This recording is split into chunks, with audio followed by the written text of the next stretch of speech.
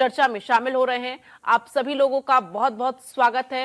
सबसे पहले रविंद्र प्रताप जी आपके पास आते हुए, चूंकि इस वक्त उत्तर प्रदेश के उपचुनाव को लेकर जो सियासी गणित है सीट बंटवारे को लेकर, उस पर इस वक्त सपा किस मूड में है? क्योंकि डिमांड कांग्रेस की तरफ से 5 सीटों की हो रही है।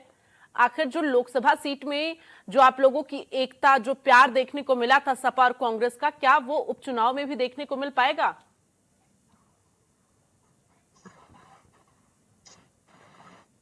आज समाजवादी पार्टी का स्थापना दिवस है। उसमें पूरे राष्ट्र के नागरिकों को समाजवादी पार्टी की तरफ से हार्दिक शुभकामनाएं। जो आपने प्रश्न पूछा है उस पर एक उल्टा प्रश्न मैं पूछ लेता हूं। क्या एनडीए एक साथ चुनाव लड़ पाएगी? क्या नहीं, सवाल अभी आप ना पूछ के आरएलडी जवाब को पहले टिकट दे दिया दीजिए ना जाएगा? सर। आपने तो जवाब दिया नहीं, सवाल क्या पूछना शुरू आरएलडी कर को दिया। टिकट क्या आरएलडी को टिकट दिया जाएगा? क्या निषाद पार्टी को टिकट दिया जाएगा? क्या अपना दल को टिकट दिया जाएगा?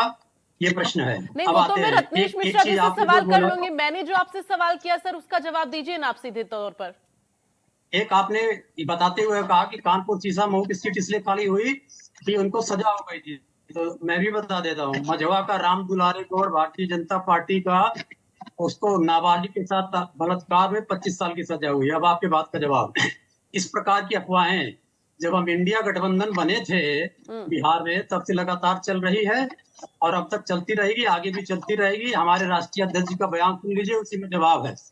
हमारे राष्ट्रीय अध्यक्ष जी ने कहा है कि बात 2-4 सीट की नहीं है, बात है जीत की, बात है जनता के दुख दर्द की।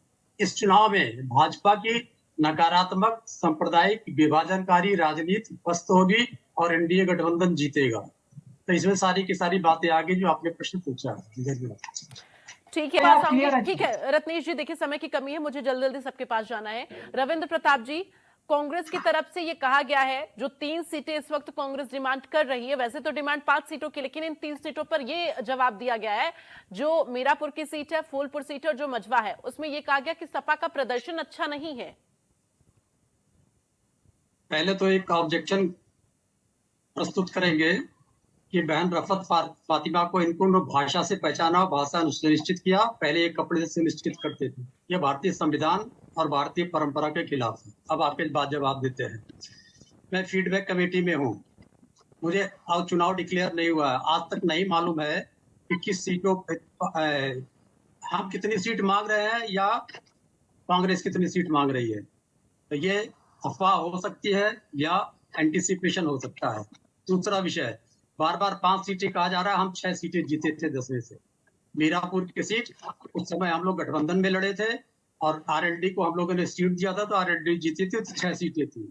कांग्रेस कहाँ 3 सीट मांग रही है, हम कितनी सीट दे रहे हैं मुझे खुद नहीं पता है। फीडबैक मैकेनिज्म में हम रहने वाले लोग हैं।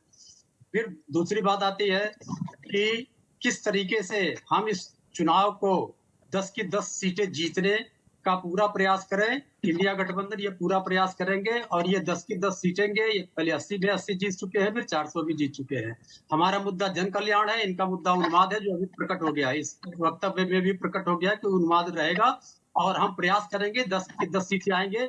आपके प्रश्न में कहीं बलात्कार नहीं था, इन्होंने बलात्कार का नाम लिया। अगर बूथ में डिस्कशन करेंगे तो चिन्मय आनंद, शाहनवाज से लेकर जयेश पटेल तक 51 बलात्कारियों का नाम मैं गिना सकता हूँ। इसलिए मुझे लगता है कि ऐसी चीजों को अन्यथा बिना मतलब नहीं उठाना चाहिए। धन्यवाद।